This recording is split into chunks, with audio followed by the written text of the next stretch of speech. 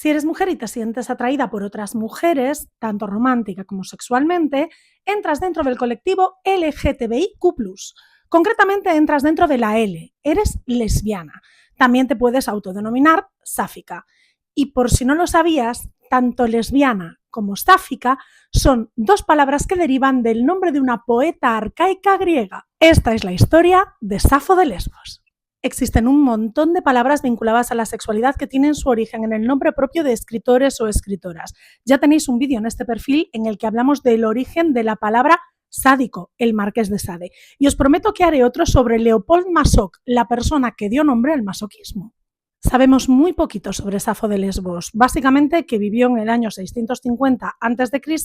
y conocemos algo de su obra y de su historia, pero solo retazos.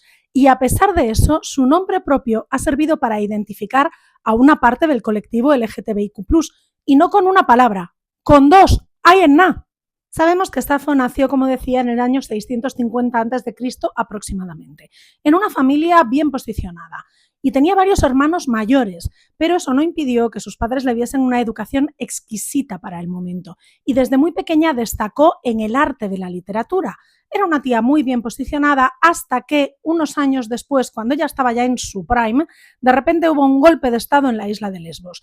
El nuevo dirigente, un dictador que se llevaba bastante mal con su familia, obligó a que la familia de Safo y ella misma acabasen en la emigración. Se autoexilió a Siracusa y eso lo sabemos porque hay algunos escritos sellados y fechados en aquella época en ese lugar. Tanto en Lesbos como en Siracusa, Safo daba clase a otras mujeres y creó una especie de gineceo en el que trabajaban la literatura y enseñaba el arte de la poesía a otras compañeras. De su vida personal sabemos poquísimo. Algunos historiadores aseguran que se casó con un hombre, pero otros dicen que esto que aparece en un escrito concreto es en realidad una ironía del autor de ese escrito.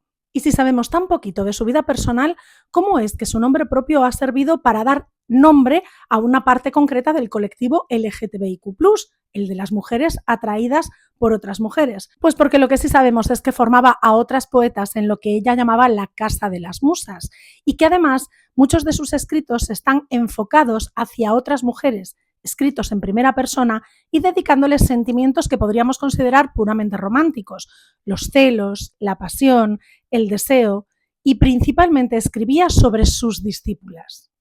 Y los historiadores dirán que eran amigas.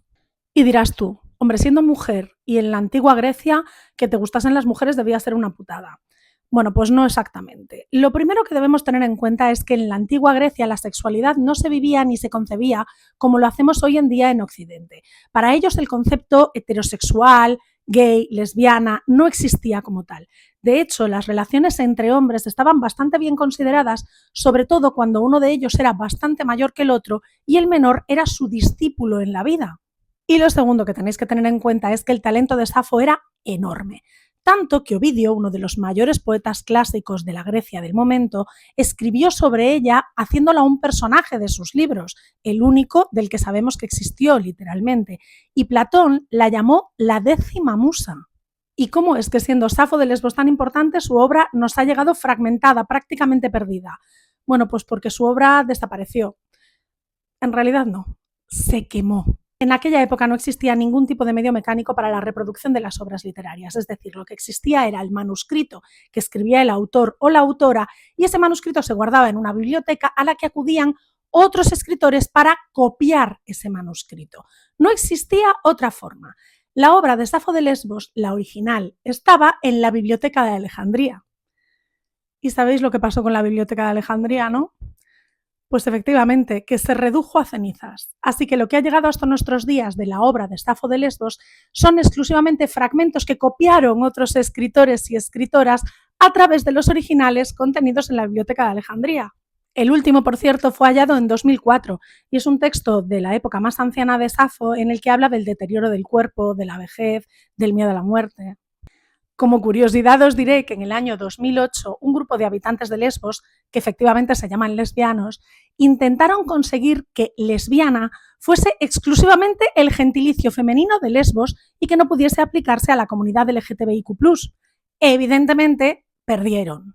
Así que ya sabéis, lesbianas y sáficas mías, llevad con orgullo vuestro título porque no solo lo habéis ganado en tribunales, sino que os lo ha dado una de las mayores poetas de la historia.